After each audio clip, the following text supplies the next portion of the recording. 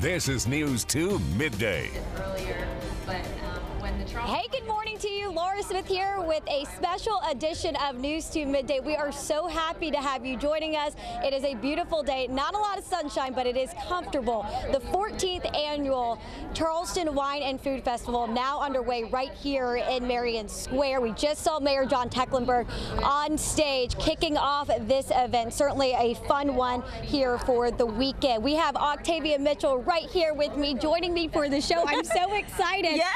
And Octavia, early today's show is in town. Let's show you Kathy Lee right here on screen. So what a nice opportunity. This is great. It's beautiful. We got the pineapple fountain here behind I know. us. It's a beautiful city. There they were on the waterfront. Kathy Lee there with Al Roker. Certainly a good time. The weather holding up for them. You know, she announced she's going to be leaving the 4th hour of today. What a great way to come and end her show. Let's talk about food, because after all, this is foodie paradise. Yes. About 500 chefs here for this event from around the world. Guess what? Nearly 200 of them are local. Yes. Now, let's talk about cocktails. We all love a good cocktail. Cocktails. Yes, they can be expensive because these bartenders work so hard to try and find the perfect combination. It's like trial and error, trying to just perfect it for you to come back for more.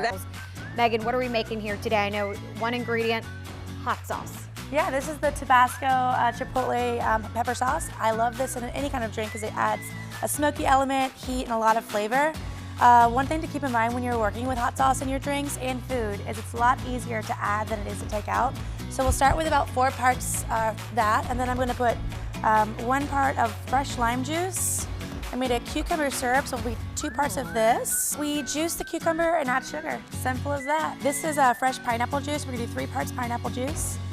And then finish it with everyone's favorite spirit, vodka. 4 parts of the vodka and give it a good shake. I'm actually going to use this hot sauce for the rim as well. Trick at home, if you're not sure if you love it, you can only do it on half the rim. Just do a little roll. And then I prepared some salt with some pepper and spices, and we'll just do a couple little touches of that. And cocktails are very similar, so if you can whip up a good soup, you can whip up a good drink. Add some fresh ice to our glass and strain over the cocktail, and then we drink. Drinks, take a look. Octavia and I already have what is this? Is this the one? This is a jungle bird. A jungle managers? Yes, managers. Yes. Are we allowed have to have one? I asked first. Tiny. Okay. yes. Cheers, Laura. Cheers, ladies. Oh, woohoo! Happy wine and food. Along with Josh Marthers, the sunshine is out, but at times, I keep telling him, I know I keep repeating this, but when the sun is covered by the clouds, it's a little chilly. Yeah, the tip, you can feel it, and that's the work of that March sun angle. Never met either, but I love watching their show, and they love wine. I love wine, so they're in the right place. Why not? They fit into Charleston just well. Let's hear from Kathy right now. I can't believe y'all didn't catch that. I said You don't see some high. All right, there she is, Octavia. Certainly so sad to see her leave the 4th hour of the Today Show, but I know Jenna Bush will step right in her shoes. They both are good friends. Yes, so. but how blessed are we that she was able to come here to the Holy City while she's still working for the Today Show before she leaves. And so to see cool. and to see Charleston as the backdrop, it's like, oh, she's absolutely wonderful. We have our next interview guest right here, and if you like rosé, everybody get ready, because he brought the rosé to the Low Country, to the Charleston area. We got Paul Chevalier, and he's coming from France. Tell us how you're involved. Well, again, I'm a winemaker, and we have this property which is called Chateau d'Escalon. We're in Provence, in the south of France. Most people might not know Chateau d'Escalon, but they certainly know Whispering Angel, which is our flagship rosé. Welcome back. And like we told you earlier, there are about 500 chefs here from all around the world. Many of them are women. That's right. It is International Women's Day, and Nellie Morales caught up with a few women running restaurants across the Low Country.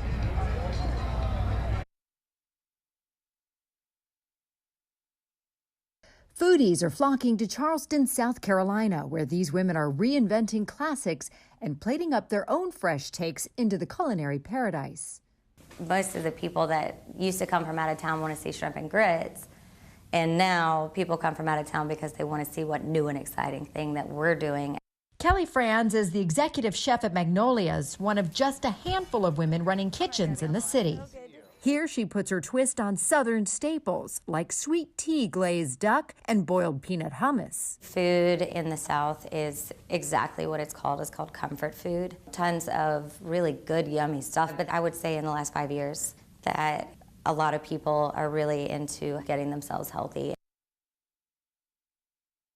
Which is exactly what restaurateur Rushi Mistry and her fiance Tom McFall discovered when they opened their popular juicery and cafe, Hurriali. When we started, there were no cold press juicing places in Charleston. It was a lot of education in the beginning. An education that was second nature for Mistry, who grew up in India juicing fruits and vegetables with her mother every day.